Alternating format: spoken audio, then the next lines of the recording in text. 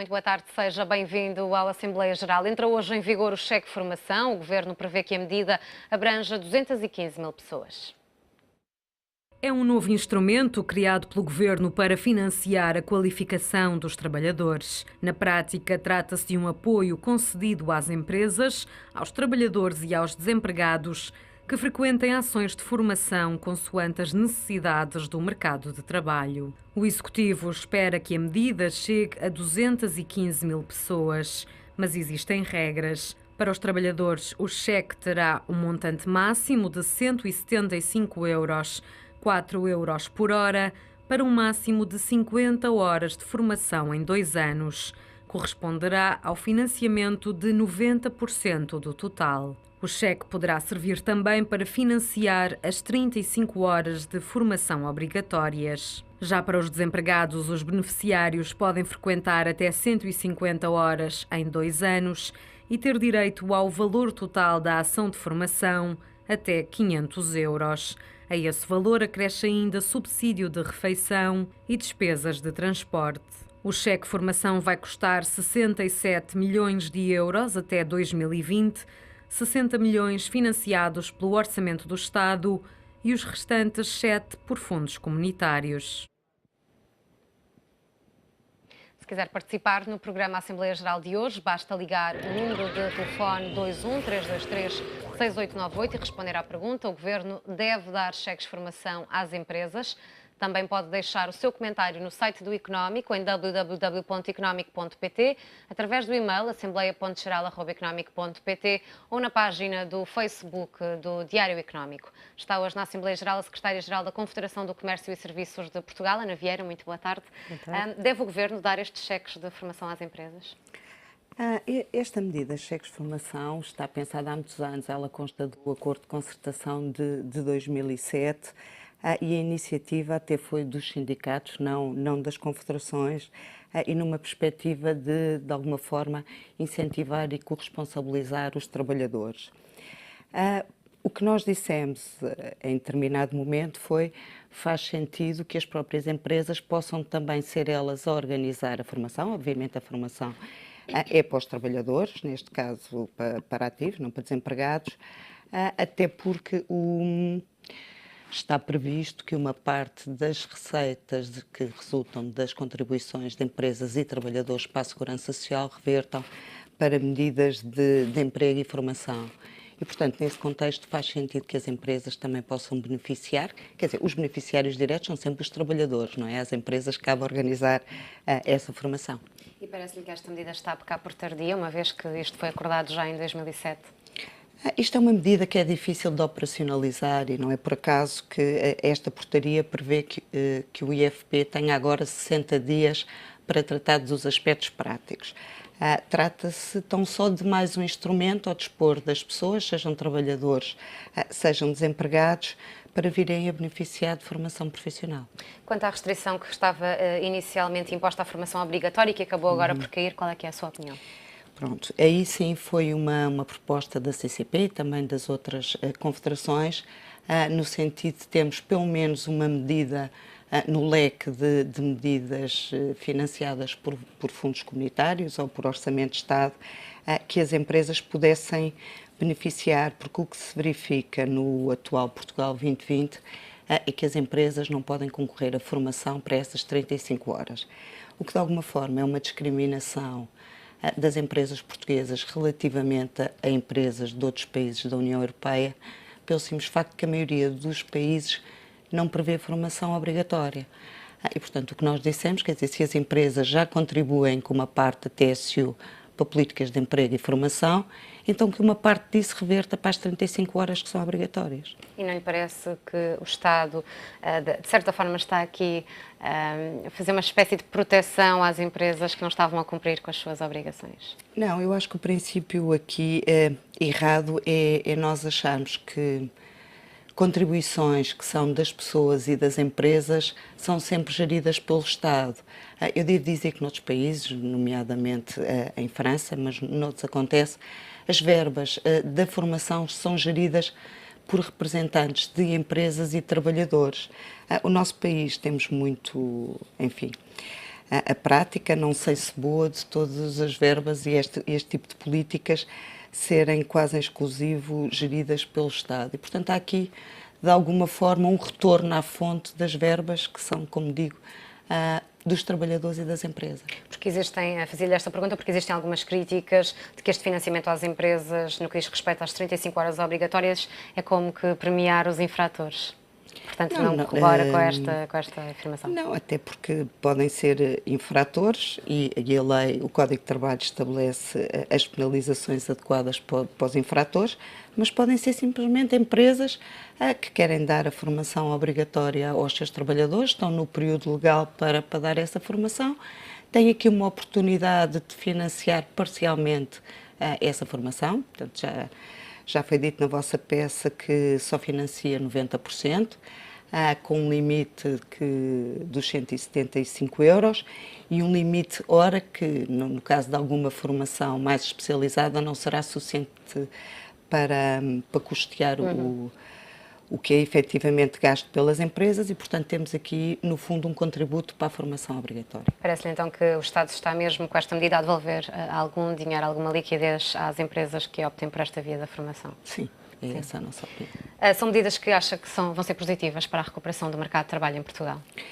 Quer dizer, isto devem ser medidas que devem ser vistas como, não diria um paliativo, mas que não resolvem os problemas de desemprego, enfim, dão um contributo para a melhoria da qualificação das pessoas.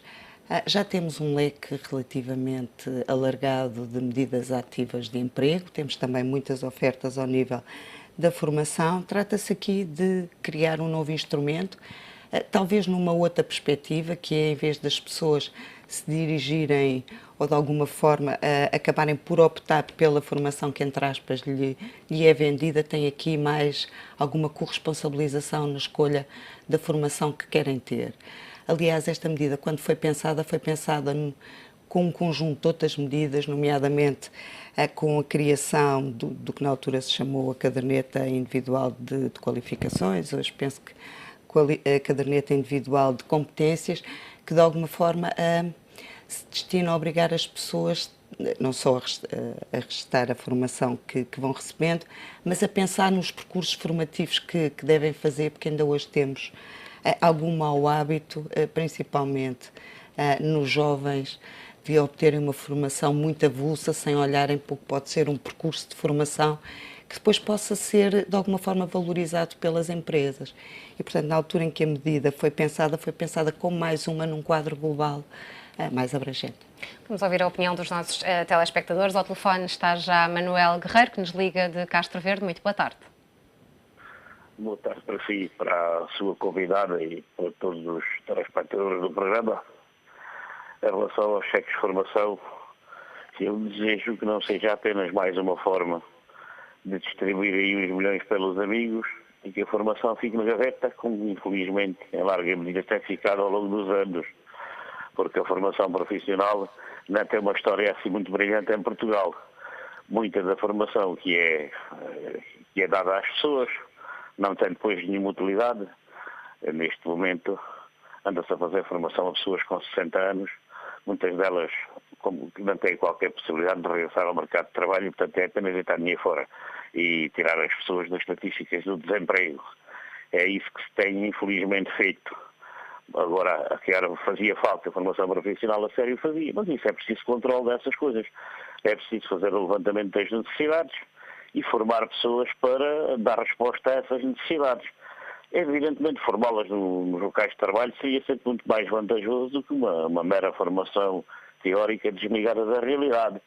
Mas o que nós temos visto não é nada disso. Isso tornou-se mais um negócio. A formação profissional tornou-se um negócio gigantesco, sem qualquer controle, onde o que predomina são interesses privados, muitas e muitas empresas de formação, as tais horas obrigatórias que as empresas deveriam fazer. Eu gostava de saber quantas fizeram de facto isso e quantas é que receberam o dinheiro. Porque o que eu vejo por aí é que se limitam a preencher os papéis, no fundo, né? E a sacar a massa, né? Porque aqui, no fundo, isto cá em Portugal, de repente, de vez em quando dá a ideia que há mais do que uma moeda, né? Porque o governo levou 4 anos a dizer a toda a gente que não havia dinheiro para fazer nada, para acudir a desgraça nenhuma, e de repente, como estamos em vésperas de eleições, descobre-se para aí um dinheiro que vem não sei de onde e começa-se a tirar dinheiro para cima de tudo e mais alguma coisa para criar uma ilusão de que estamos numa fase de grande progresso e de grande prosperidade, portanto criando uma falsa ideia de que está tudo ultrapassado, estamos todos a caminho do bom e do melhor, estamos todos a ficar ricos e, portanto, há dinheiro para tudo e mais alguma coisa de repente. Quer dizer, tinha desaparecido, mas agora até para essa coisa é mais de 60 milhões. O problema dessas coisas é sempre o mesmo. É, de facto, havia de haver controle dessas coisas e planeamento, controle e planificação para que esse dinheiro fosse gasto de uma forma útil, eficaz e que ajudasse a resolver tanto os problemas do desemprego como muitos dos problemas das necessidades das empresas. Infelizmente, será apenas mais um negócio. Muito obrigado e muito boa tarde. Muito obrigada pela sua opinião. Leio mais um e-mail que nos chega também sobre este assunto. O e-mail é de João Cabral, que diz: eu digo não, sou de Viseu e estou rodeado de senhores que sempre viveram à custa desta formação, até procuravam ciganos para os inscrever. Cursos devem ser dados por pessoas competentes, porque o dinheiro nas mãos de gananciosos não nos leva a lado nenhum. Ana Vieira, existe um estigma quanto à formação profissional e quanto aos apoios do Estado? Sim, eu diria que existe algum estigma. Penso que em grande medida poderá considerar-se excessivo, porque nós hoje de facto temos muita formação, haverá irregularidades, mas como há irregularidades em todo o lado, mas também é verdade que os mecanismos de controle são cada vez mais apertados. De alguma forma, esta figura do cheque formação também foi pensada, não para combater as irregularidades, mas para colocar na mão das pessoas, de facto, o seu direito individual à formação e a possibilidade de serem elas a escolher.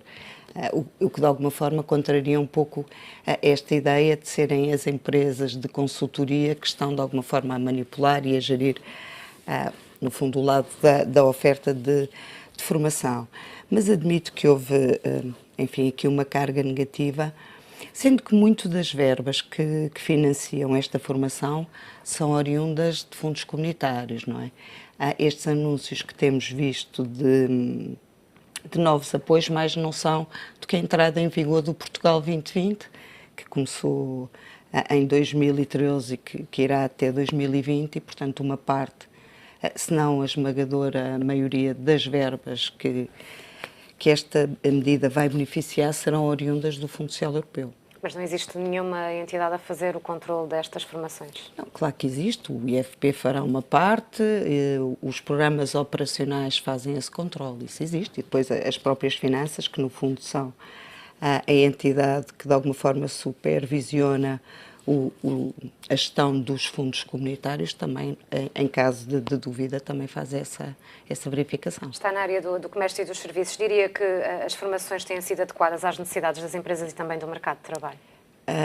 Pelo menos a CCP tem feito um esforço nesse sentido. Devo dizer que sempre que tem havido arranques de novos ciclos de fundos comunitários, como é agora, acabamos de concluir um estudo sobre as necessidades de formação para o comércio e serviços, que de alguma forma ajudará a própria agência de qualificações a adequar os perfis profissionais, nos quais também se fundamenta essa formação.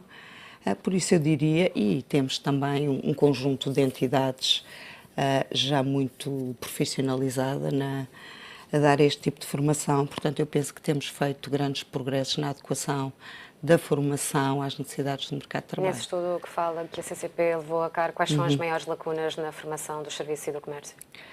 As lacunas, neste momento, têm muito a ver com a modernização de alguns perfis, as competências em línguas, as necessidades ao nível do comércio eletrónico, das novas tendências. As novas tendências dos consumidores, no fundo, é ajustar um bocadinho o que são os perfis das pessoas a estas novas necessidades. Parece-lhe que os números destes apoios e também as empresas beneficiadas deveriam ser divulgados também para aqui garantir alguma transparência e, se calhar, acabar com esta ideia errada que os portugueses têm dos apoios do Estado? Mas os apoios às empresas são normalmente divulgados, quer dizer, as listagens são normalmente tão grandes que é difícil depois ver-se, mas são normalmente publicitados. Há pouco falávamos dos efeitos que esta medida poderá ter no mercado de trabalho. Não lhe parece que poderá criar uma espécie de uma máscara depois deste programa terminar em 2020, se não me engano? Os números do desemprego poderiam, por exemplo, regressar ao mesmo, se é que esta medida vai ter algum impacto nesses dados? Eu diria que estamos a falar de duas coisas um pouco diferentes. Uma é quando analisamos os números do desemprego e temos noção que os números de desemprego oficiais são uns, mas temos aqui depois mais um volume de pessoas que estão ou em formação, ou que estão desencorajados, ou que emigraram, que serão hoje quase tantos como os desempregados que resultam das estatísticas oficiais e que, portanto, quem está em formação não entra para os números do desemprego e dessa forma há uma máscara. Agora, dito isto, eu tenho alguma expectativa que as pessoas que estão em formação possam beneficiar dessa formação, seja no momento presente, seja daqui a 2, 3 anos, no médio e longo prazo, porque a formação é algo que fica com as pessoas, não é? E que deve ficar para a vida, e nós não temos, de facto, ainda muito uma prática de aprendizagem ao longo da vida, mesmo os licenciados licenciam-se e nunca mais retomam qualquer tipo de estudos, mas é importante e cada vez é mais, porque as mudanças são muitas, seja de que setor estejamos a falar, e portanto é fundamental que temos esta noção de contínuo aperfeiçoamento e melhoria, e pelo menos para isso a formação deve servir. Diria que é um ponto inicial positivo para a recuperação do setor empresarial português? Eu diria que é mais uma medida como um conjunto de outras que tem havido, que pode dar uma ajuda, mas é evidente que sem uma retoma a sério do ponto de vista económico, dificilmente deixaremos de ter os números de desemprego que temos. Na sua opinião, o que é que poderá ajudar nesta retoma do setor empresarial? Aquilo que está a faltar são medidas muito mais orientadas para o investimento, e ver se conseguimos ter, nomeadamente, algum alívio em termos de carga fiscal, e resolvemos os problemas de acesso ao crédito que as empresas têm, diminuindo a burocracia e outros custos de contexto. Enfim, temos aqui, hoje, os problemas não se resolvem com a medida A ou com a medida B, não é? Temos que ter um conjunto de políticas articuladas que vão todas no mesmo sentido e que passam muito por isto. E parece-lhe que estamos ainda muito dependentes também da conjuntura económica lá de fora? Ainda estamos muito dependentes, há muitas incertezas e a nossa recuperação é tão frágil que com um sopro pode desaparecer. Vamos ouvir mais uma opinião. Ao telefone está António Joaquim, que nos liga de Moscavide. Muito boa tarde. Olá, boa tarde. Sua opinião, por favor. Pedi-lhe só que descesse o volume da sua televisão. Olá, boa tarde. E gostaria de dizer, estava de acordo com o senhor que falou aí, o Sr. Manuel, falou bem, porque isto faz-me recordar os tempos do Sr. Cavaco, que havia dinheiro, muito dinheiro, foi para muitas empresas, foi para tudo e para mais alguma coisa, e assim que acabou o balões de soro da Comunidade Económica Europeia, acabou-se tudo, as empresas fugiram, foram-se embora, deixaram cá os armazéns, e agora esta vai pelo mesmo caminho. Eu achava e gostaria que fosse, eu tenho 55 anos, tirei um curso de encarregado, agora com 55 anos estou novo para a forma, velho para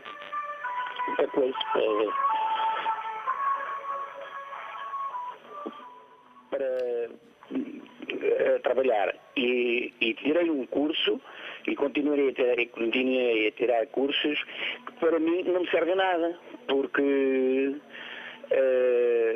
não serve porquê? Porque eu, naquilo que eu tenho trabalhado e não, pronto, não acho que o do governo que estamos a passar por uma fase muito delicada, e então que não devia de dar esses cheques de formação. Haver um estudo muito intensivo de realmente as empresas fazer, porque eu estive a tirar um curso e vi os nossos jovens que entram às 8 da manhã e que saem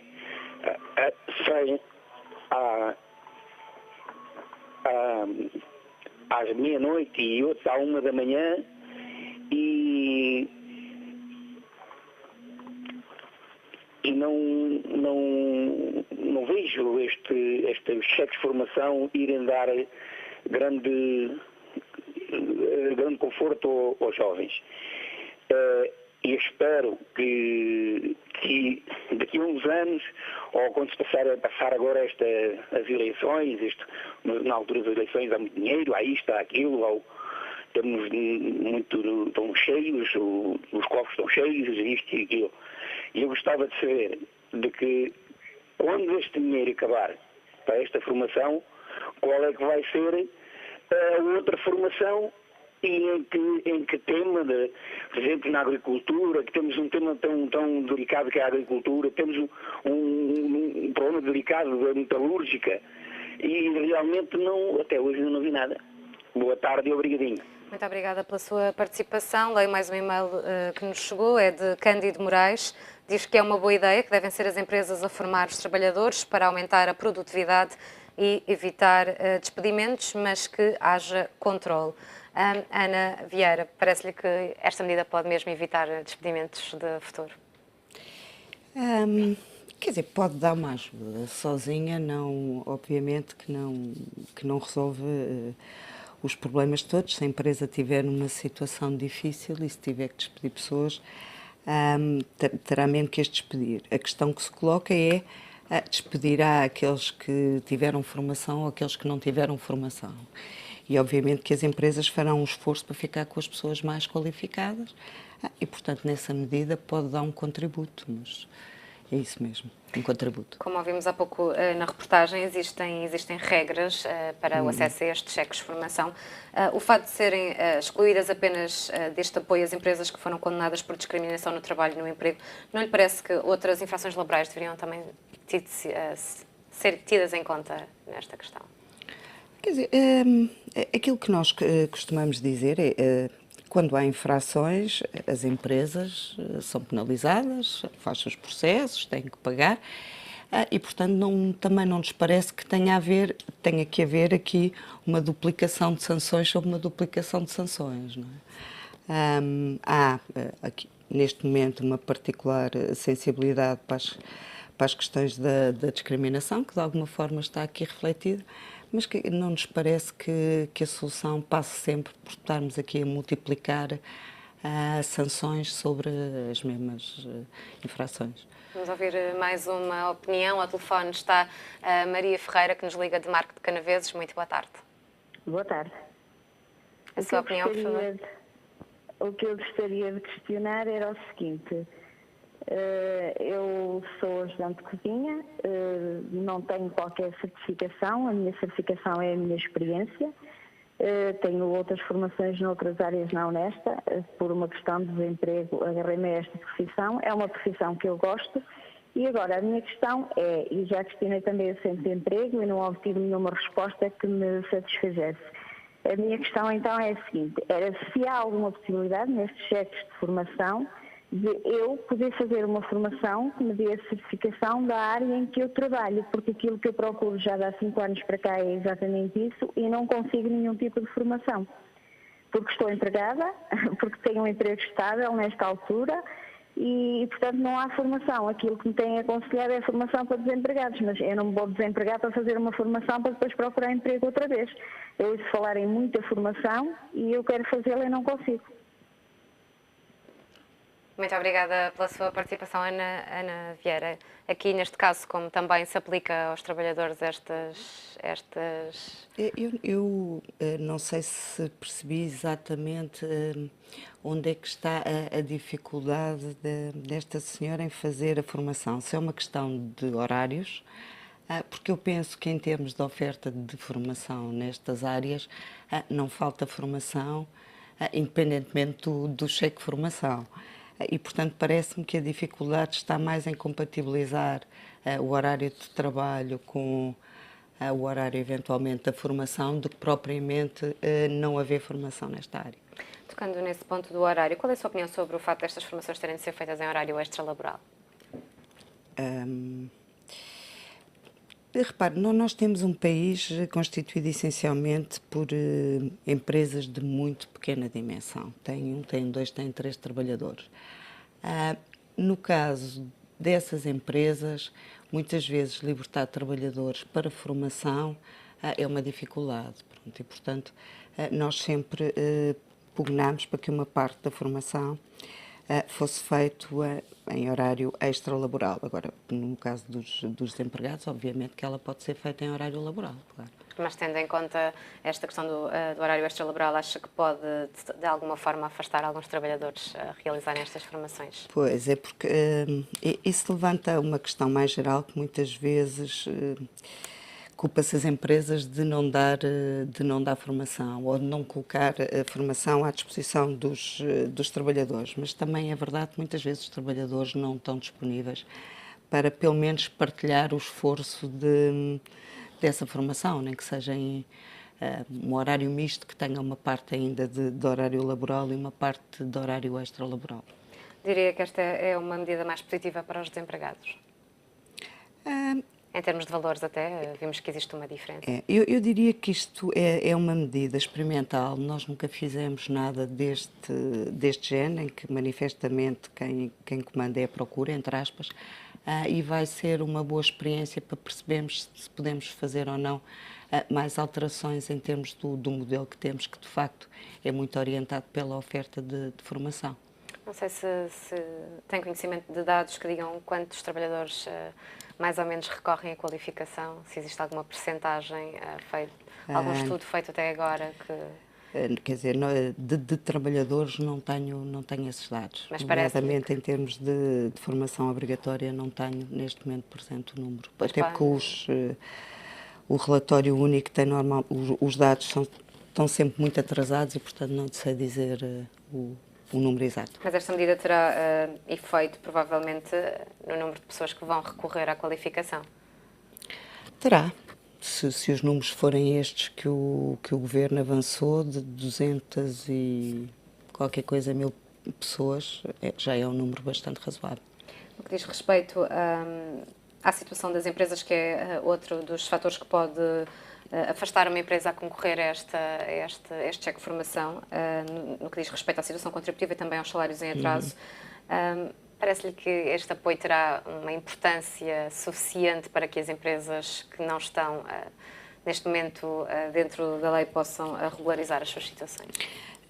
Pois, não me parece, até porque aquilo que nós hoje sabemos é que muitas empresas têm muitas dificuldades de tesouraria e, portanto, normalmente, quando começam a ter problemas fiscais e de segurança social, obviamente as prioridades são tentar regularizar esses valores e, portanto, aqui, como há um esforço, apesar de tudo, grande ou pequeno das empresas em termos financeiros, eu imagino que só por aí que as empresas não vão tentar regularizar só porque têm esta possibilidade de concorrer a fundos comunitários para a formação. Isso não me parece. Chega-nos mais um comentário no site do Diário Económico, um comentário que vem em anónimo, mas diz que eu acho que não devia dar, isto tem sido o mal destas empresas em Portugal, porque das duas uma, ou se tem dinheiro para ser uma empresa ou então sonhos todos temos. Não se pode continuar com estas empresas que levaram a vida agarradas ao Estado e quando têm lucros fabulosos não dividem com ninguém. Ana Vieira, esta não é mais uma competência do setor empresarial empregar as pessoas do que uma obrigação do Estado que acaba por despender agora verbas do orçamento do Estado com este apoio? Eu retomava um bocadinho o que disse há pouco. As contribuições das empresas e dos trabalhadores para a segurança social, uma parte dessas verbas são precisamente para 5% dessas receitas são para o emprego e a formação profissional. Portanto, faz sentido que retornem às empresas e aos trabalhadores, porque nós ouvimos falar do orçamento de Estado, mas de facto o orçamento de Estado, em grande parte, os montantes vêm das pessoas e vêm das empresas, não é? E depois a opção é termos aqui um conjunto de políticas que são dirigidas pelo Estado e o Estado é que manda e o Estado é que faz, ou elas retornam de facto às empresas e às pessoas e as pessoas têm alguma disponibilidade sobre isso. Eu diria que este governo que esteve agora, estes últimos 4 anos, fez o que era possível e o que era fundamental para as empresas do setor do comércio e dos serviços. Não, isso era uma longa conversa que poderíamos estar aqui mais uma hora. É evidente que estes setores, em especial o comércio, um conjunto de serviços de proximidade, estando muito dependentes do mercado interno e tendo este governo tomado tantas medidas de contração em termos de poder de compra, é evidente que estes anos estiveram muito longe de ser bons para estas empresas. Assim como do ponto de vista fiscal, o excesso de carga fiscal sobre as pessoas e em grande parte destes 4 anos sobre as empresas, em que temos, por exemplo, o aumento do IVA na restauração, embora recentemente tenhamos tido a reforma do IRC, em que baixa a taxa de IRC, mas, por exemplo, as tributações autónomas continuam muito elevadas e, portanto, haveria ainda muito para fazer. Eu diria que, neste caso, mais em particular das políticas ativas de emprego, houve algum esforço de racionalização e de tentar, de alguma forma, aproveitar melhor, nomeadamente os fundos comunitários, ajustando, de facto, o que é as ofertas de formação ou de apoio ao que são as necessidades do mercado de trabalho. À parte destas questões da formação, tem ideia se as empresas do setor do comércio e também dos serviços recorrem aos fundos comunitários de outras formas? O setor do comércio e grande parte dos serviços recorrem muito pouco aos apoios comunitários, precisamente porque acabam por ser preteridos em termos de concursos. Para ter uma ideia, o setor de comércio beneficiou de menos de 4% do incentivo atribuído durante o período de vigência do anterior quadro comunitário. A maioria dos nossos programas de apoio estão muito direcionados, nomeadamente para a indústria e para aquilo que tem vindo a ser chamado do transacionável e, portanto, normalmente as empresas ou nem sequer se candidatam porque sabem que não têm hipótese ou os projetos são preteridos em detrimento de outros setores de atividade. Por que acha que há essa preferência por outros setores de atividade em detrimento Porque tem muito a ver com a concepção em termos de modelo económico e muita ideia que o que o país precisa é de exportar mais, uma visão que, apesar de tudo, é um bocadinho redutora e, portanto, os apoios comunitários, obviamente, também são escassos face ao número de empresas e, portanto, em termos de prioridades, o setor do comércio e grande parte dos serviços são preteridos. Uma das propostas para o próximo mandato eleitoral é de uma possível redução do IVA, que tem tido várias opiniões. Qual é que é a sua no que diz respeito ao setor dos serviços, ou o IVA na restauração? Aquilo que nós achamos é que vale a pena haver alguma ponderação do que são hoje os escalões do IVA, incluindo o da restauração, até por comparação com outros países, e seria importante, obviamente, a baixa do IVA, quer na restauração, quer em alguns produtos que, entretanto, também subiram e que se calhar se justificaria estarem na taxa reduzida ou na taxa intermédia. Mas muitos especialistas dizem que se na altura a subida foi grande e que houve preciso fazer um ajustamento, que neste momento os serviços já se adaptaram a este IVA a 23% e que não teria grande impacto agora uma redução. Não concorda? Não, porque, repara, há aqui um enorme esforço de tesouraria que é pedido às empresas no momento de pagarem este imposto e a verdade é que as empresas absorveram como custo uma grande parte desta subida. E a questão que se coloca é até quando é que as empresas aguentam absorver esses custos. E o que se vai percebendo é que muitas empresas acabaram por encerrar nos últimos tempos e possivelmente muitas ainda encerrarão, precisamente porque a capacidade de ir ajustando, de ir reduzindo custos tem limites. Chega a uma certa altura, já não consegue reduzir mais custos e, portanto, tem mesmo que fazer alguma coisa, neste caso, fechar. Ana Vieira, muito obrigada por ter estado presente na Assembleia Geral de hoje. Contamos consigo amanhã e com a sua opinião. Já sabe, pode participar também através do site do Diário Económico e da página do Facebook, ou então ligar-nos sempre entre as 5 e as 6 da tarde. Por mim é tudo. Até amanhã.